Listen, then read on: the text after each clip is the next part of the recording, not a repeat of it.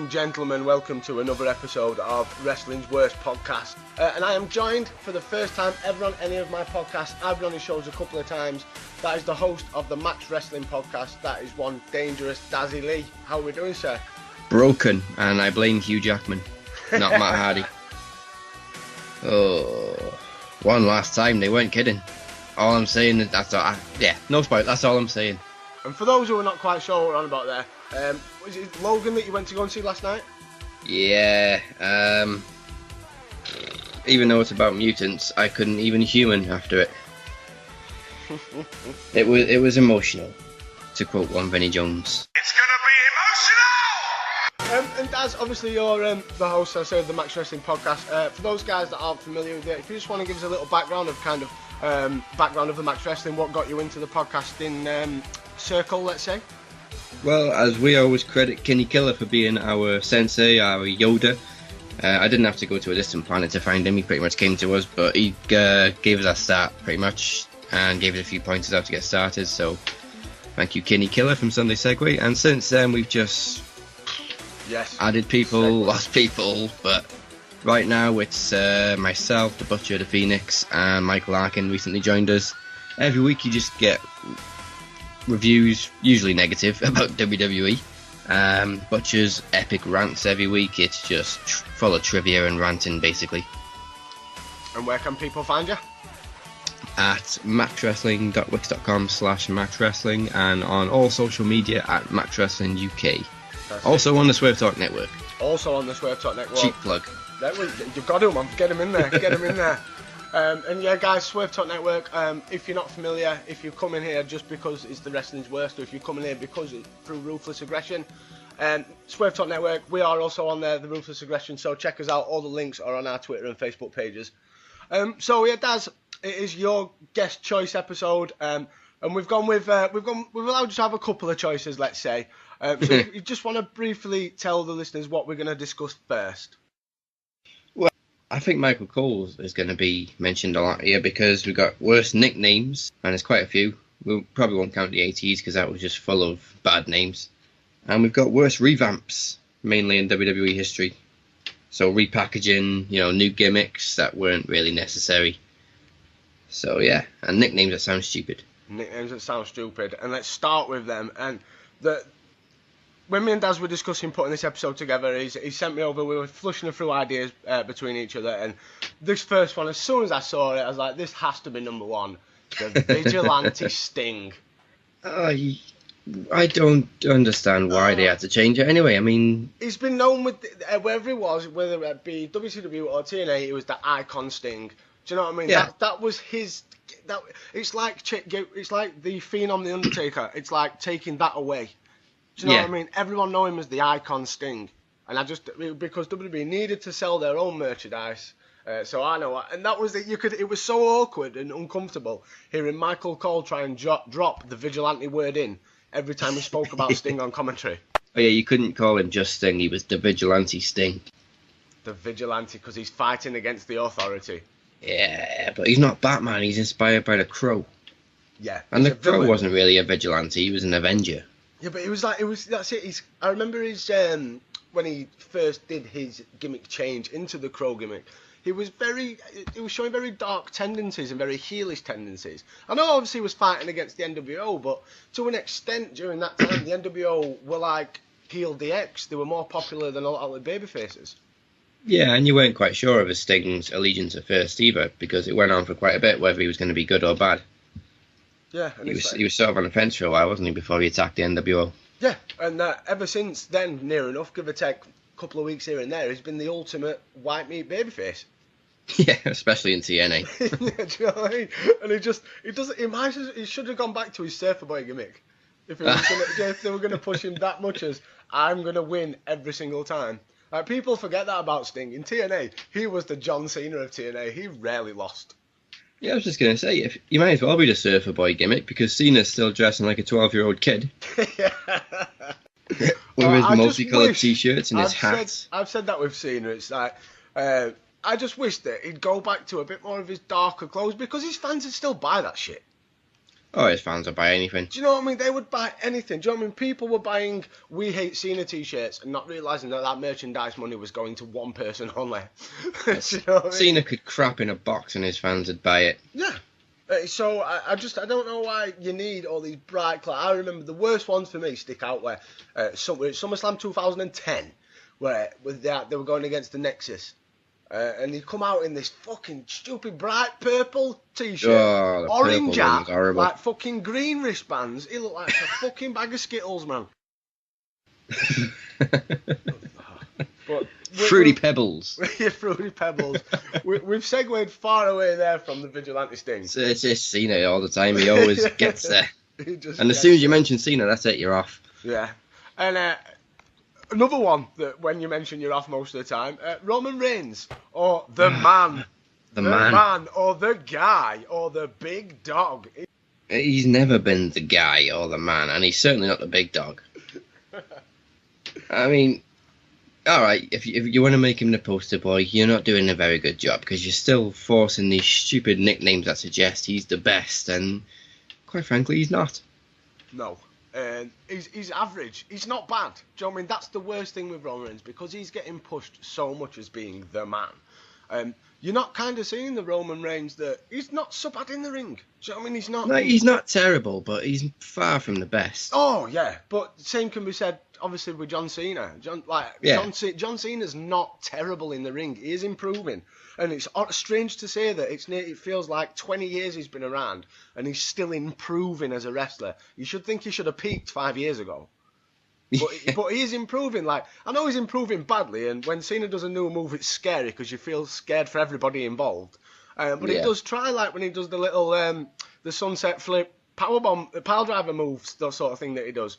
Do you know, the Canadian Destroyer-esque move? And then he tried the springboard stunner. We're on to Cena again.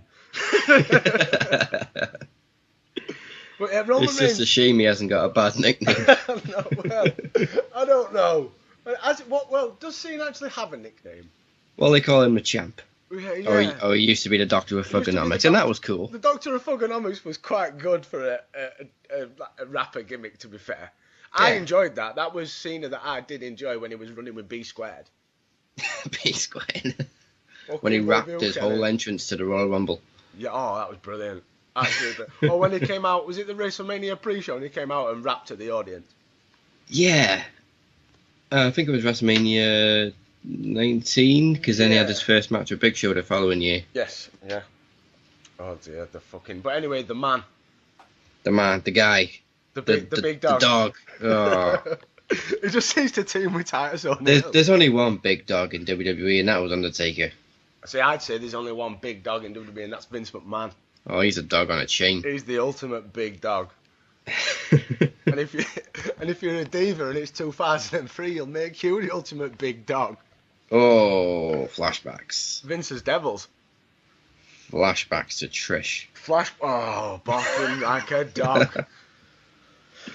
Dear me. Now, another one that's had numerous nicknames throughout the years, and one that I always enjoyed was the Big Red Machine, which for some reason they dropped, and I believe it was through a baseball team they were called the Big Red Machine, so they couldn't use that anymore, or something along them lines. But years later, when they put a mask back on him, it was the Demon Kane. Yeah, I mean, the Devil's Favorite Demon wasn't too bad. You could get away with that. Yeah. And the Demon isn't really a bad nickname, but when they say it together, and they say it every time together, the Demon Kane, like that's his whole name, it just sounds awkward. That's the worst thing. It's more of a nickname that started being used as his actual name because we saw Corporate Kane. So because Vince McMahon and creative believe that every single wrestling fan's thick as pig shit. He does. I firmly believe it. He thinks we're all sat in a mental home or something like that. I honestly do think he thinks we're all fucking mentally retarded. But because he does think that, he thinks that we'd never be able to work it out for ourselves. So if this is Corporate Kane, well, when he's got a mask on, he's not. You know, it's Kane though, but he's not corporate, so he's the bad one. So he's Demon Kane. Yeah. To be honest, I don't think Vince. It's either he's got a 5-second memory or he thinks we have. Because just quick segue. It could be him. I mean, off topic for a second. On SmackDown this week, they had JBL and the other guy, can't remember his name. Phillips. The fourth one. Oh, the sex offender. I'm sat on the plane with an ad-on. They plugged the WWE Network, and they were like, subscribe now, you get Fastlane and WrestleMania, your 30-day trial. Exactly 5 minutes later, they did the exact same plug with the exact same lines, so you can get Fastlane. You just told us 5 minutes ago. Oh, it gets me, and it's not new. The thing it's not new, and this has always happened before the days of the app. We will show you a segment, we will go to an advert break, and then we will show you a replay of that segment, just in case, during them 3 minutes, you've just forgot what you've just seen. But they didn't even change it up. They used the exact same lines, the exact same script. I thought I was in the Twilight Zone for a second. Oh, it's just... it is either, you're dead correct there, Daz. It is really if Vince believes that either we're thick or he's thick. Or a bit of both.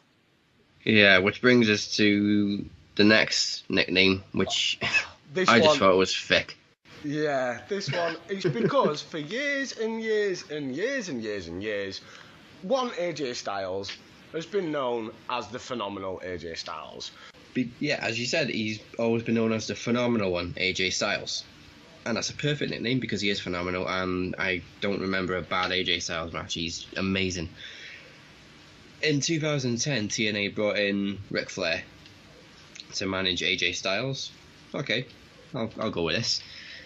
But then they put this crown on AJ, and they changed his nickname to the Prince of Phenomenal. Ah, yes, I do remember now. Yeah, when he was trying to be like Nature Boy 2.0. Yeah, was he not coming out in Ric Flair's robes at one point as well? Yeah, the premise wasn't bad. I mean, okay, you can have AJ Styles managed by Ric Flair, that's a nice combination, but why is he trying to be Ric Flair, and why is he wearing a Burger King crown? And why is he a prince? Yeah. So that's, that's saying that he's below somebody. Yeah, Ric Flair's the king. You'll never be as good as me. Woo!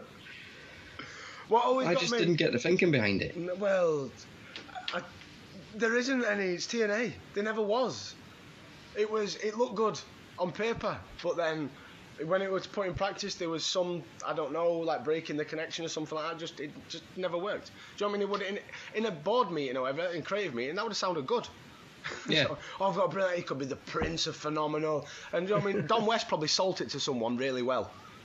Because he seems to be selling them £20 grab bags on his fucking Facebook page quite well. You got to be kidding me. Christian, who's one of my co-hosts on the Ruthless Aggression, he bought one of the £20 brown bag deal things. And he got quite a good... He got like 9 DVDs, like 8 T-shirts, loads of other bits of shit. That is, Don West has got loads of TNA merchandise in his garage that he's trying to flog. We need the room for a studio. Oh, TNA. So, obviously, that's the little short list that we had with the nicknames. Is there any, while we've been discussing there, that they've kind of jumped out on top of your head? Like, I must have one myself. I've got one. Big Valbolski. Val Venus. Yeah, it's cheesy, but you can kind of see the thinking behind it. Obviously, he had a porn star gimmick. Yeah, but then that developed into his name. Do you know what I mean? They actually took away. They stopped calling him Val Venus and calling him the Big Valbolski constantly. That was his new name. I always liked how they spelt Venus, because obviously it was penis with a V. Yes. Instead of Venus with a U. We've discussed it a couple of times. It was only... it must have been maybe like 3 or 4 years after the Val Venus character that something just clicked. I don't know what I was watching, but someone just clicks and it was like, Russo, you dirty bastard. Like, it all made sense. Porn star character, rhymes with penis. Oh, you fucking dirty bastard. Because when Val Venus was in his like peak, I was maybe 15, 16. So... probably a little bit too naive to not realise what it fucking meant. Well, I mean, I was 9, 10 when Val Venus was in his prime, and I shouldn't be watching this. He's like got porn star, not porn star, he got like stripper music, he's in a towel, he's gyrating. This ain't for me. Yeah, his finisher with the money shot. That was a nice splash though. Oh, it's beautiful splash. We were saying it the other day. It's one of them splashes where it's very much like Umaga, where he jumps, but then he'll open his body. Like, all really, really symmetrical with both sides of his body. He'll open it and then he'll come down, and beautiful splash. But unfortunately, that's all Val Venus had going for him. Yeah, well, he had a brief appearance in TNA when he sort of brought back the Val Venus gimmick, and that just died very quickly because Val Venus turned up to 11. He said some very risque things. I think that's the issue with people going anywhere where their gimmicks died at the company they've come from. Like if Val Venus would have gone to a TNA or WCW when the Val Venus gimmick was in its peak, then it'd probably get over because people would still be invested and still be interested. Yeah, and sexual references was a huge part of wrestling back then. Oh, it was. I remember multiple times where Val Venus's promos were the best thing about Val Venus's match. Yeah. The one I remember, it's the only one that sticks in my mind because I've seen WrestleMania 15 so many times. There was like a 4-way for the IC title, and he just went, "Not even that belt will keep the Big Valboski's pants on." Oh, it's terrible. Just imagine something even... It's not even like if it's... I know WWE's a completely different era that we live in, and it's obviously... it's not a PG era anymore because Randy Orton's now a murderer. He's an arsonist. He's an arsonist and a murderer. And that would... them worms and that would just a little bit... And a grave defecator. That is just... Bye-bye PG era. But I know we're living in a different time frame, but just imagine something as risque as that modern day with the power of social media and stuff. WB gets shut down in minutes. Yeah, especially now his wife's working for the president. Yeah, and WB is obviously on the stock exchange. I mean, they're a public trading company. Oh, it's like I remember when the clusterfuck when Donald Trump bought Raw, and WB lost about 10 million quid on stock exchange in about 4 seconds. We didn't have no adverts, so. I'm gonna run it advert free. Oh, Trump, you hero. I know, come back. We like you, Trump. That's why my missus doesn't understand why I'm such a Trump supporter, because I don't give a fuck about politics. Right? I just want commercial-free Raw again. Yeah, I wanted to take another stunner. To be honest, if you take away the commercials, it's back to 2 hours. Oh, mate. I feel sorry for Americans. Because they must have it more frequently, because our commercials, you can tell when they come back too early, or our commercials have finished too soon. Yeah. So you get the Raw logo spinning round for half an hour. That infuriates me when I'm watching it on Sky, because I'll be honest, I don't pay for Sky Sports. I use a stream, and if it's a Sky Sports one, it winds me up because you get that theme for 10 minutes. But if you find an American stream, it's alright. Yeah. You go from Little Caesars back to Raw. Right, so that was the nicknames, and now let's move on, Daz, to your second choice on your guest choice episode. The worst revamps. So this is anything from stipulation to pay-per-view to wrestler who's gone away, come back as something else, or possibly the same thing to an extent, and it's just not been the same. Yeah, pretty much. I mean, we'll kick off with King of the Ring, because that was the first one I thought of. I always loved King of the Ring. I did. And it was sort of one of the big events that wasn't really one of the big four. It was like the fifth big four. The big five. If you do the big five, King of the Ring's the fifth one. Yeah, definitely. Well, it was the first pay-per-view that stuck around, wasn't it? After the so-called big four. It was the next one added, and it did stick around. Right, I always remember one of my favourite pay-per-views as a very young child was King of the Ring '93 with Bret Hart. Yeah. Awesome pay-per-view from start to finish, and then obviously you had then his storyline with his brother, and the following year with Jim Neidhart interfering and getting involved in the title match with Bret. Looks like he's on Bret's side, and then he comes down and you think he's going to help Razor, but then he attacks Razor, and it's like great fucking heel turn from Neidhart. And it's just King of the Ring, it used to mean something. A lot of stuff happened in the King of the Ring, and then Billy Gunn won it. And then it all went downhill. They tried their hardest to revamp it with Edge and Kurt Angle, but then it just wouldn't work again because they put it on Billy fucking Gunn. Yeah, I mean, after '98, I think he got even Ken Shamrock didn't really do much. Shamrock did. But at least Ken Shamrock, he had decent runs with the IC belt. He was tag champion with the Big Show. He did with the Big Boss Man. Sorry, he did something. Billy Gunn just went back to being. Billy Gunn kissed a fat bird's ass and went back to being Billy Gunn in New Age Outlaws. And then the revamps, where we've had like King Sheamus and King. I think it died with King William Regal as well, because Regal was still on his addiction. Yeah. You know what I mean? And because from what I remember, when they were going to make him king, from what I remember reading, they were going to push him for the world title, and they're actually going to give Regal a bit of a run. But then, well, I'd be happy with that. I'm a big Regal guy, but I don't remember anything from that King of the Ring other than William Regal winning. Did they not just have this, like, was it not just the semi-finals and the final they had on one episode? Pretty much. Yeah, well, what year was it? Oh, I want to say 2008. Yeah, so there was a lot of, barely established stars back then, yeah. Yeah, it was one of them periods. I ran about it not so long ago. You had, if you look at how many talent have come out of the Ruthless Aggression and are now still with the WWE now, there's been like 6,000 wrestlers that we've probably seen on Raw and SmackDown. Do you know what I mean? Yeah. The list is endless of people that you'd vaguely remember, like the Heartthrobs. Oh boy. Do you know what I mean? That just that level, like Lance Cade and Trevor Murdoch.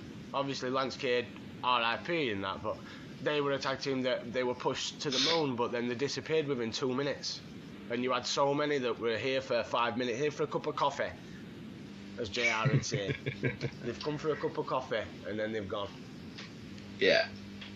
But yeah, King of the Ring. Well, the last proper one, I say 2002. Yeah, with Brock Lesnar. Yeah, there was a nice lineup in there. We had Booker T, Jericho, Edge, Rob Van Dam, Eddie, and of course Brock Lesnar. That's a good level of talent. I think it was the year that it may have been Kurt Angle that he won it. There was a good level of talent in there. I think like Jericho, Edge. I want to say Guerrero was possibly in there as well. Yeah, it could have been 2001. But yeah, I mean, I think the best thing about that one was the fact that Kurt still wrestled a street fight with Shane McMahon. Oh, that match was epic. Epic. When he threw him through the fucking wrong glass. Yeah. Shane got his ass kicked that night. Oh, it's like when you and he took it like a boss. Oh, Shane does. He bumps like a hero. Shane, but I don't want to see it now though, Shane, if you're listening. Yeah, stay away. And we've seen it, aren't we? And we can tell. Do you know what I mean? You've not even mentioned it yet, but we can tell. We've seen SmackDown. We can tell. We're not stupid. You're going to be fighting AJ Styles at WrestleMania. See, I probably won't hate it as much as most people will. It's going to be bumptastic. Maybe, yeah. But at the same time, you've got AJ who can just pull a great match out of anyone. This is the thing. Because Shane can probably sell better than 90% at roster, and AJ Styles can make anybody look good. It's got potential to be match at night. Yeah. But I don't want to see it anymore. Shane McMahon, you're too old now, son. You're grey. You know what I mean? It's as much as I didn't like to see Daddy wrestle, when Daddy kept coming back and coming back, like with the storyline with Legacy, when they all came out on the stage and Vince McMahon come out and starts rolling his sleeves up and he's muttering to himself. It's like, no, Vince, right? You're about 80. Vince can't sell for shit. No, Vince can't wrestle for shit. Have you seen him punch? It's like Shane's punches. Shane can't wrestle punch. Vince punching is like when you used to make an action figure punch. Yeah. It's so stiff and awkward. Well, that's down to all the liquid that he has running through his veins. Is jackhammer genetics. His big grapefruits. Yeah, they just swell because of the roids. Moving on, one that I'm very passionate about, and I'm quite glad that you'd like to discuss this one, is the fucking Cruiserweights. Now, well, you have to, don't you? I loved early 90s WCW Cruiserweights. Yeah. I hated with a passion WWF's lightweight division. And I adored the Cruiserweights division from 2001 onwards, when they all merged together. Yeah, the light heavyweight wasn't that good. I'm getting the light heavyweight vibe from modern day Cruiserweight division. Yeah, I mean, we had Taka Michinoku, Jerry Lynn, and the Hardys were involved in the light heavyweight division. Brian Christopher. Yeah. Oh, too sexy. Christian, when he won it on his first night, well, his first match, was it? And then lost it night after. Yeah. Famous light heavyweight champions have been X-Pac, Scotty 2 Hotty, and Dean Malenko. Dean Malenko's probably the most high-profile light heavyweight champion in WWE history before they merged with the Cruiserweight. See, now we listed some good names there, which begs the question why the light heavyweight division was so shit.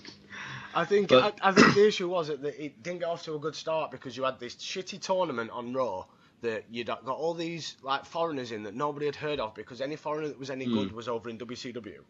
Yeah. So they kind of picked up the shite that nobody wanted. Taka Michinoku was the biggest name, and he did get over, don't get me wrong, but then obviously they went with Brian Christopher being the dominant heel, or trying to be the dominant heel of the lightweight division. It's like, come on, it's Brian Christopher. So I've never had time for Brian Christopher. Even when he was Grandmaster Sexy, I never had time for him.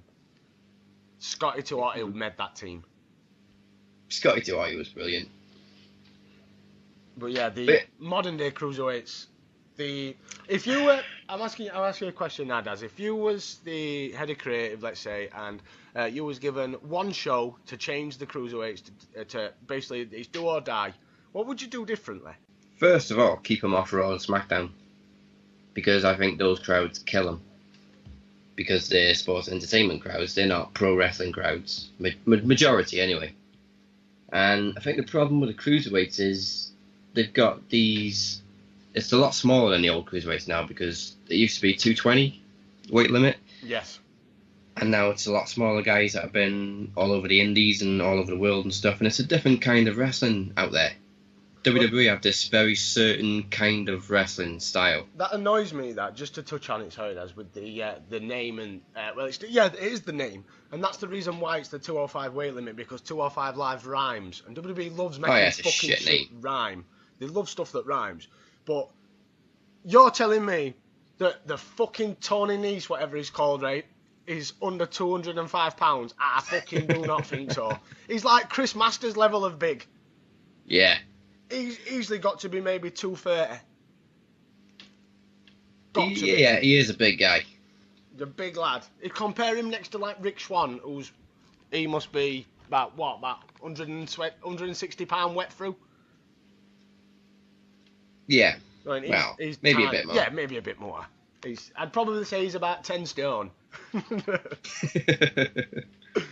For UK listeners out there, because I still can never work out me when they say £100. I have to get calculator out. £14 to a stone. Times like that. Moving on to the next one on the list, we have the Los Matadors, Shining Stars, Epico and Primo, whatever you want to call them. What an awful tag team that they keep bringing back, and what an awful gimmick this Shining Stars is. Do you know, have you seen that this Shining Stars Resort has got its own Facebook page? Oh, God. Where you can actually kind of inquire and book. It's very serious, even though I don't imagine that there is any end result. Do you know what I mean? But how the page is laid out in the format, it looks like a travel fucking page. With people leaving reviews and all sorts. I'd love to know who came up with this gimmick. Yeah. I don't know. It had to be Vince or Kevin Dunn. Could it have been Michael Hayes? Maybe Michael Hayes, because the Shining Stars gimmick's got a very small hint of racial aspect about it. Yeah, it probably was Michael Hayes then. You know what I mean? I'm not saying anything there, do you know what I mean? I'm not insinuating that anybody's racist. No. Do you know what I mean? Not at all. We know you are though, Michael Hayes. We've read the stories. We believe the dirt sheets. Well, not to mention the Confederate flag. Yes, and the racial abuse towards Mark Henry, and the list goes on and on and on.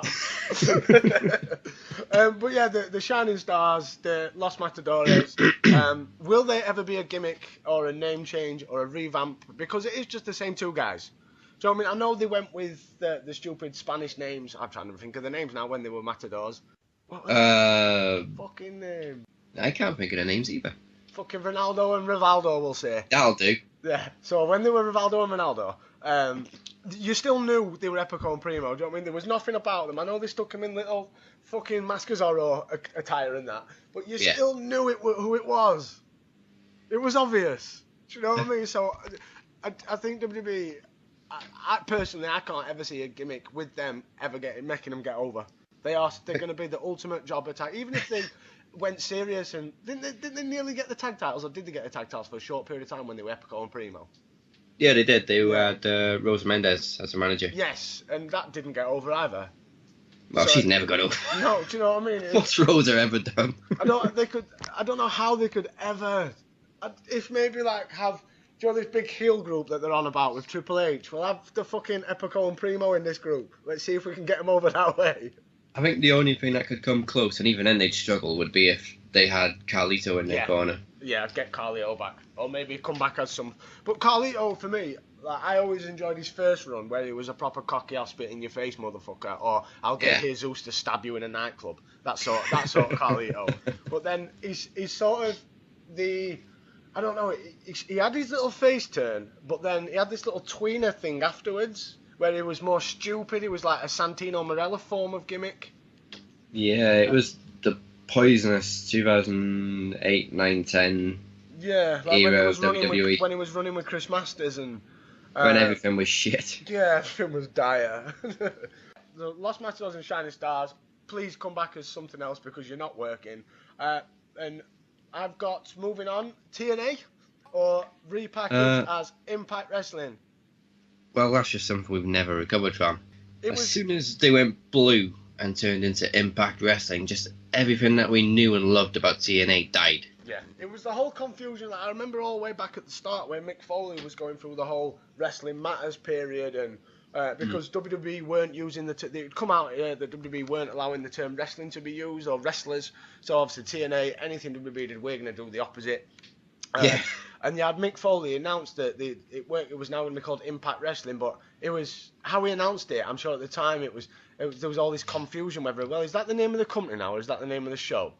And then from then on till even now, it's still, up to a couple of weeks ago, people were still, do we call it TNA or do we call it... No idea, but even, I'm sure they had a pay-per-view and they still had the Impact Wrestling on the turnbuckle pads and stuff. It was like, this is a pay-per-view, why have you got your weekly show logo on your ring and stuff? Because it's all fucking filmed in one day at someone's house. Yeah.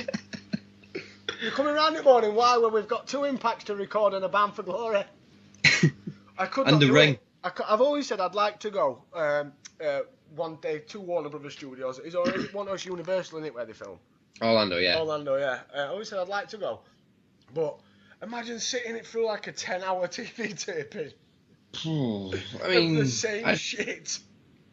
I don't really get tired. Well, they didn't come this year, but when we used to go to the UK shows, it was like 4 hours, 3.5 maybe, because they did 2 shows, and that wasn't too bad. 2 shows isn't bad. But when you do 4-6 weeks worth in one night, it's no wonder the crowd's dead. Yeah, well, it's the same. Touching back on what we're on about with the Cruiserweights, it's the same with them because they're filming it after SmackDown. Yeah. And you've just sat there through 2.5, 3 hours worth of SmackDown with fucking breaks for adverts and shit. Yeah, and SmackDown's the A show. And SmackDown is the the badass show, but that's another topic for another day. Yeah. So moving on to the last one on the list, Daz. Yeah, we'll finish with this one because the WWE version was just horrible, and the WCW version was iconic, and it's of course the NWO. I remember us all being excited when we found out the NWO was finally coming to WWE, because obviously they had this, well, the NWO made WCW in the last few years and of course killed it, but that's another story. But they didn't do anything. I mean, they had Hall, Nash, Hogan together for a month or two, and then obviously Hogan left, they turned on him and he joined with The Rock and turned face, and then as soon as Hogan left the group, it died. They had X-Pac, Booker T, Shawn Michaels in the NWO. What the fuck? And Big Show. I don't even remember how it disbanded. I just remember that it was there. Well, it was, and then it wasn't. It was there, and then because Kevin Nash came out one week saying that he's got a surprise and someone new was going to come to the NWO. Shawn Michaels came out, and then I think the week after, Kevin Nash did his quads again. So Kevin Nash was written off. So now you had, and then Shawn Michaels was like, well, I'm not, and then he super kicked Booker T. They kicked Booker T out.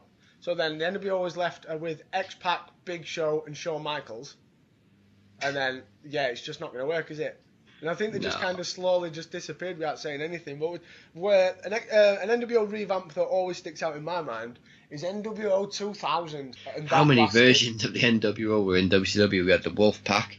You had the black and white Hollywood. You had the Wolf Pack. You had the Was it the Latino World Order with Eddie Guerrero? Yeah. You had the wasn't there another one over in Japan? Didn't they have an international New World Order like arm? Because they kept bringing in all these Japanese guys and saying they're part of the Japanese arm of the New World Order. Probably, yeah. They died. Well, that's the thing. I remember at one point they had to have the B team, didn't they? Because like 98% of the WCW roster was now in the NWO. And that was big, don't get me wrong. The NWO was fucking amazing. The original storyline and the heel turn. And I do believe that that's the only time anything could ever be replicated would be if they did Cena in that way. The NWO, I think, is awesome for weeks and weeks and weeks. Absolutely awesome. But then they started adding everybody. And then when they started adding people like Scott Norton, it was like, are you expecting us to take you serious now? And what was he called? Bruce Beefcake under 94,000 different gimmicks. When he was the fucking disciple. Dennis Rodman as well. Dennis Rodman, yeah, he was in the NWO. The NWO was bad. There is literally every single wrestler that you can think of near enough that appeared for the WWE during 1990 to 1994 has been in the NWO. Yeah. Near enough. Crush. NWO Crush. And I think we were all expecting big things from the WWE NWO, but obviously they just brought him in and then broke him up really quickly. So I mean, Vince McMahon could sell his own funeral. So when he was selling that he was going to inject a lethal dose of poison into the WWE, I was hyped for it. And the NWO, the fact that they were coming back at No Way Out, do you know what I mean? It just worked perfect. Yeah. Too many acronyms. To be honest, the WrestleMania crowd probably didn't help because Rock was going in as the ultimate face, Hogan went in as the ultimate heel, and it was just a complete flip from the fans. Yeah, it was, because that's the thing, and I always say that with modern day Undertaker. Undertaker could come out into the arena and like sacrifice a lamb, and he'd still get a pop because of who it is, and you just want to see him. And fans had not seen a Hulk Hogan wrestle for ages. WWE fans had not entered in WWE ring. And they were going up against The Rock. It was like, well, how the fuck am I not going to pop? And that just killed it. And then obviously maybe WWE was expecting it, which is why they obviously did it at the end with the handshake and the face turn for Hogan. Because I think the weeks running up to it, the NWO, Hogan more was getting his pops and his cheers. Yeah, they probably were planning a face turn because you can't have a heel Hulk Hogan in WWE. No, impossible. Absolutely impossible. But I think his downfall started with Scott Hall probably getting re-signed. Because it was the hyped NWO, yes, it's the original three, but then people forget that 2002 Scott Hall was in a mess. Do you know what I mean? On that ESPN documentary that they did, didn't they interview Stephanie McMahon on it or something, and she was like, yeah, we probably should have not re-signed him in the first place. It was in a mess. And once you take one of them out, then you've got Kevin Nash in his knees. You've now got Hulk Hogan being face, and like as you said, then you're throwing in people like Big Show and X-Pac and got a Booker T who used to fight against the NWO, but we'll forget about that. WrestleMania, NWO helping Sting. Yeah. Yeah. I mean, I always remember Samoa Joe going off on Scott Hall. I think it was No Surrender 2009. Because it was supposed to be Joe, Nash, and Hall against AJ. Maybe not AJ, it was against Jeff Jarrett and someone, I think. And Scott Hall didn't turn up as he used to do back then. And Joe went on this massive shoot, and Nash was apparently proper pissed off with him. Well, that's it. Nash has always been so kind of protective over Scott Hall. Yeah. So protective over him because I think everyone knows, and it seems to like at the minute, from what I gather, he's doing all right, but he'll never be. He should be in creative somewhere, same as Jake the Snake Roberts. Yeah. He should be on a creative team somewhere. Definitely. Thank you, DDP, by the way. Yeah, very much so, and so much deserves his Hall of Fame place. Oh hell yeah! I hope Jake the Snake, Scott Hall. And anybody else he saved, induct him all together. Yeah, literally the whole of them, the whole of people. Like, have you seen the famous DDP yoga video of that quite largish bloke who can't run or can't walk? And then by the end of the video, he's running down this road. Man, get him on to fucking induct him. He saved that kid's life. Do you know what I mean? DDP's an hero. I tell you, I salute you, sir. That has been some awesomely worst revamps and some incredibly terrible nicknames. I thank you, and we have to do this again. We have to get you back on. Yes, and I look forward to Butcher's Cena special. Yes, so after this, I'll next be recording with one of Daz's co-hosts on Max Wrestling, which is a gentleman that likes to rant very, very often. So shout out to you, Butcher. I'm very looking forward to it. But one last time, Daz, if you just want to let everybody know where they can find you. You can follow us on social media, like us, and whatever else they do, like, follow, subscribe, at Max Wrestling UK, and we're also at maxwrestling.wix.com/maxwrestling, and on Swerve Talk Network at swervetalk.wix.com/network. Fantastic. And guys, Wrestling's Worst Podcast, as always, Facebook and Twitter, you know where I am. All the links to all the episodes on Soundcloud are on there. But until next time, Daz, it's been an absolute pleasure. Thank you, sir. Thank you for having me on. And we'll do this again. Until next time.